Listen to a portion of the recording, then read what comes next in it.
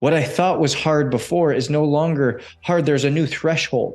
And so by realizing that when you do hard things, it creates new thresholds, it raises the bar, it raises the standard, it raises the thought process of what hard is really invigorating.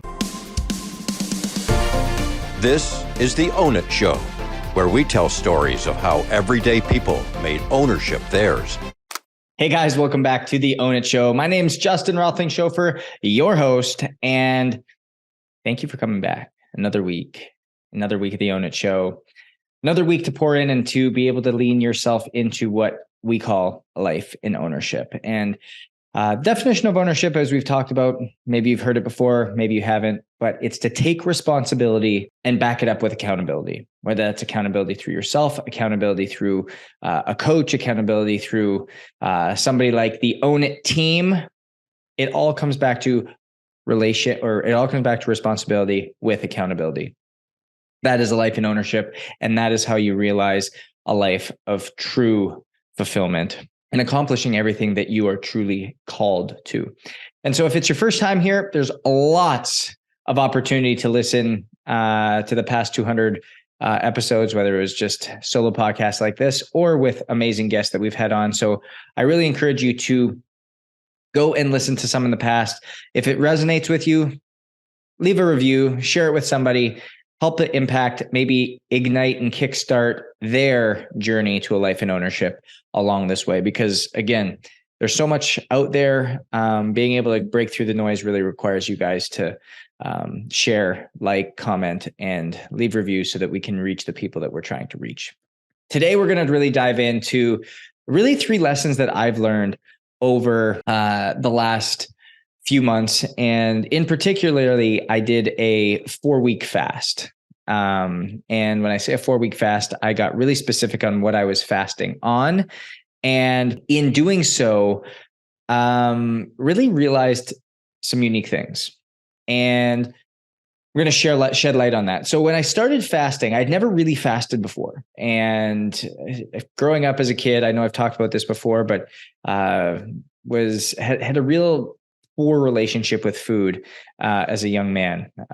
Was anorexic and had a lot of real issues with that in that realm. And so I've never really been a big fan of fasting, but it was kind of put on my heart to go through this 40-day fast. And as I went into this, I wasn't going to say, hey, I'm not going to fast or I'm not going to eat anything, but rather I'm just going to eat select food. So I was going to eat chicken, blueberries, eggs, spinach, and what was the last thing? White rice.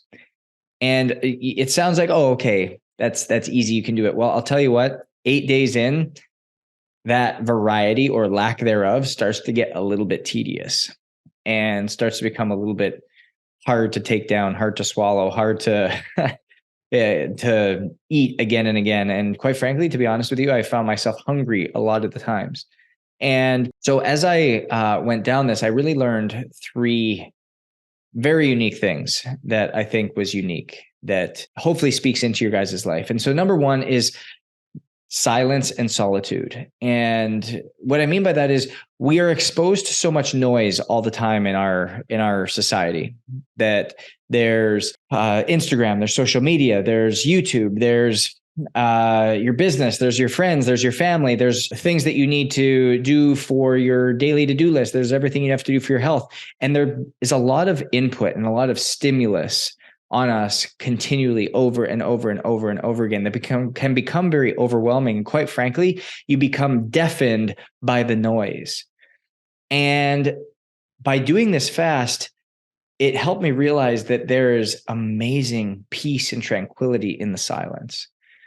And that by failing to be silent, by failing to be quiet, by failing to sit in that and be okay in this level of discomfort, you've really been shutting down the ability to listen, and basically shunting your ability to block out a lot of the noise.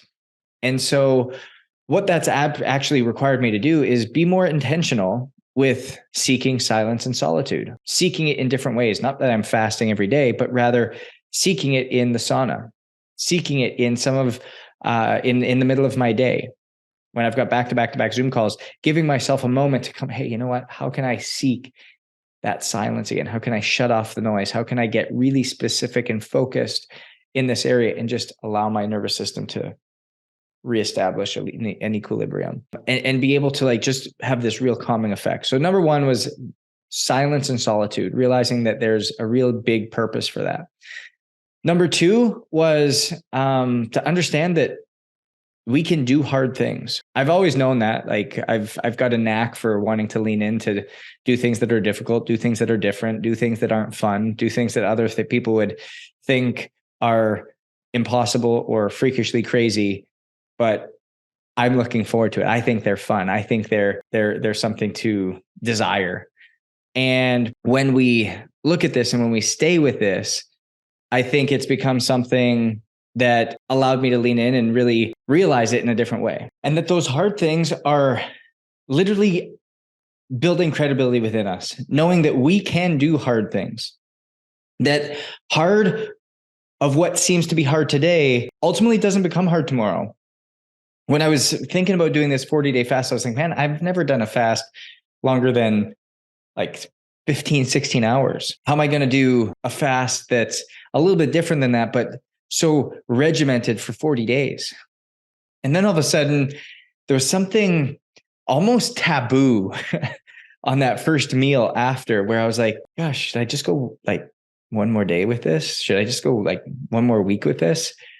Should I really go and add these other foods back in? Should I go and do this? But as I started to think about it, I was like, wow, look at the growth that has come. What I thought was hard before is no longer hard. There's a new threshold. And so by realizing that when you do hard things, it creates new thresholds, it raises the bar, it raises the standard, it raises the thought process of what hard is really invigorating. And that is why we need to do hard things. We need to do hard things that take us out of our comfort zone, that get us into a space that's new and unique, because what we think is possible or what we think is impossible today, we will realize and we will know is possible tomorrow when we lean into what is hard.